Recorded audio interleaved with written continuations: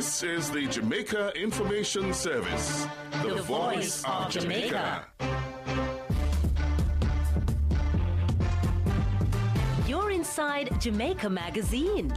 Encouraging the information flow, sharing the news and views you need to know. We are building an informed Jamaica every day. Listening to what you say. It is Monday, January 25. Hi there, I am Alison Watson and you are inside Jamaica Magazine. In today's newscast, Prime Minister Bruce Golding calls on the international community to do right by Haiti. ODPEM surpasses target at Help Haiti shoe drive. Cuban doctors to perform over 1,000 eye surgeries, and Justice Ministry taking its free legal fare across the island. The news in detail after this break.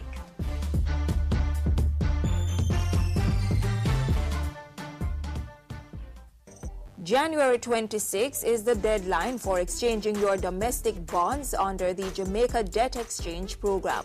This deadline refers to bonds issued on or before December 31, 2009, and which will mature on or after February 16, 2010.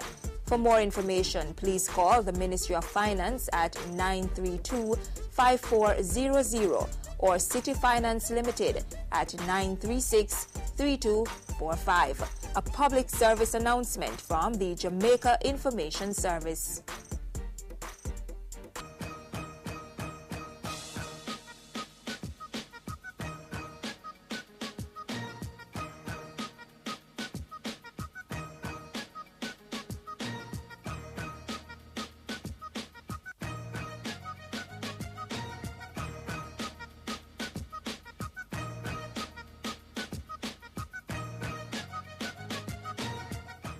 And now the news. Prime Minister Bruce Golding says it is time for the international community to do right by Haiti. He was speaking to the reconstruction work that will have to be done in the aftermath of the destructive earthquake which rocked the country 2 weeks ago.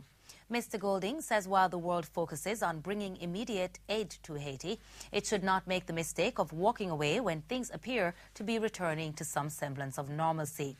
Notwithstanding the pledges that were made, when dictatorship was removed and Haiti was being led into this unknown, challenging, maybe even frightening era of democracy. Significant commitments were made by the international community of support, and much of that support has not been delivered. If any good can come from this tragedy, it is that we have an opportunity now to do what needs to be done to give Haiti a chance. Mr. Golding made the appeal when he addressed yesterday's opening session for the first forum of ministers responsible for social and sustainable development in the Caribbean.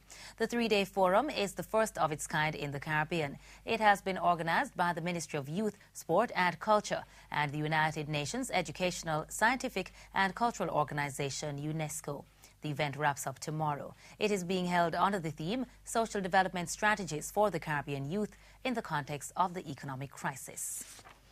The Office of Disaster Preparedness and Emergency Management, ODPEM, has surpassed its target of collecting 10,000 pairs of shoes for the Help Haiti effort. The agency put on a media blitz and shoe drive at its Haining Road headquarters on the weekend to push the donation effort. ODPEM's Information and Training Department says the final numbers are not in, but preliminary counting puts the figure above the set target. On Saturday, ODPEM's Director General Ronald Jackson told JIS News that the response from Jamaicans since the devastating earthquake in Haiti has been tremendous.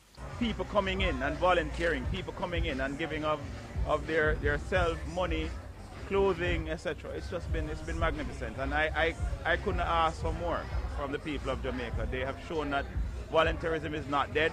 They've shown that they still have love in their hearts, and we just need to spread this love also in Jamaica, because what I'm seeing here is just tremendous. Director of Information and Training, Delmaris White, says going forward, the focus is to collect as many items as possible on the priority needs list. We are now focusing on the priority needs list for Haiti. We want for you to bring in the water, the medical supplies, 10 tarpaulins. If there are companies out there who have generators, we want for you to bring those in. The Jamaica Information Service was one of the corporate entities that donated to the Help Haiti effort on the weekend. The company participated in the media blitz and shoe drive, taking in supplies of bottled water, clothing, and other essential items collected from staff and clients. Jamaica may receive technical assistance from Japan to boost its disaster management program.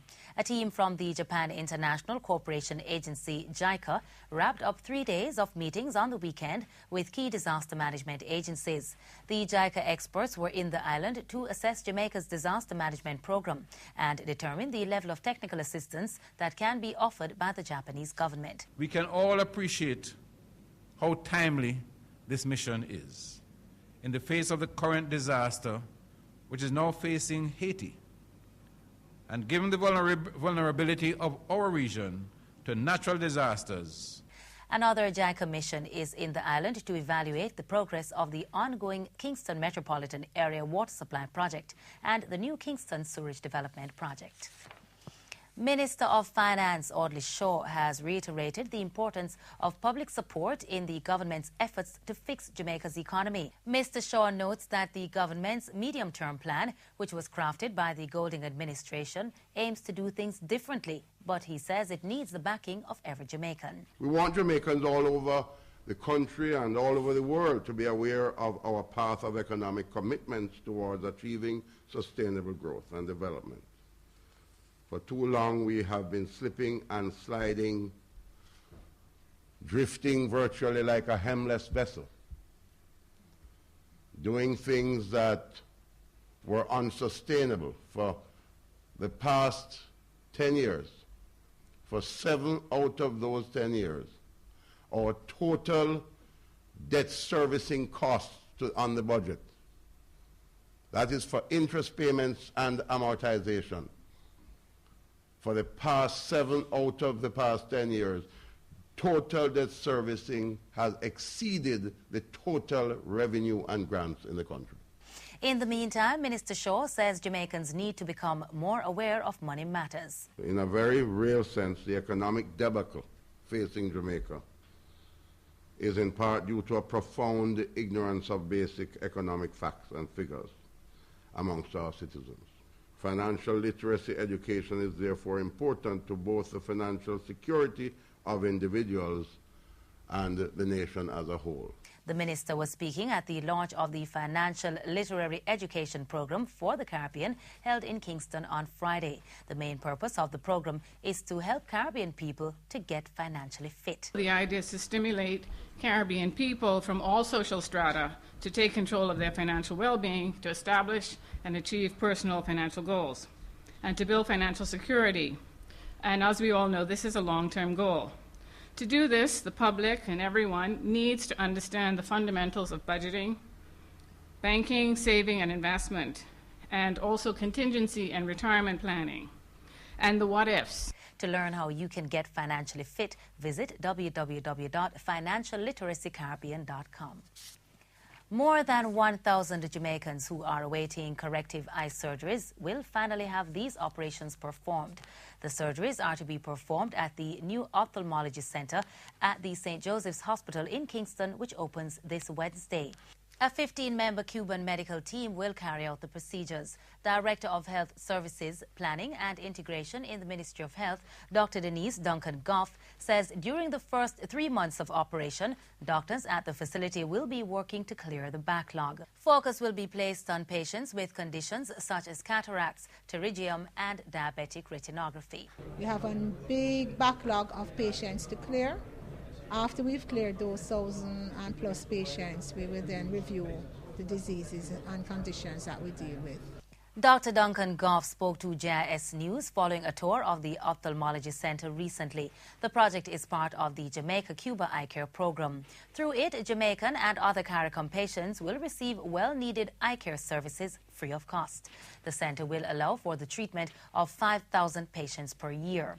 Persons treated at the facility will also be able to receive post-operative care and emergency medical treatment at the National Chest and Kingston Public Hospitals. Minister of Health Rudyard Spencer is calling on Jamaicans to get actively involved in the abortion consultations now underway. He says the public's views and recommendations are essential to the process that is underway to review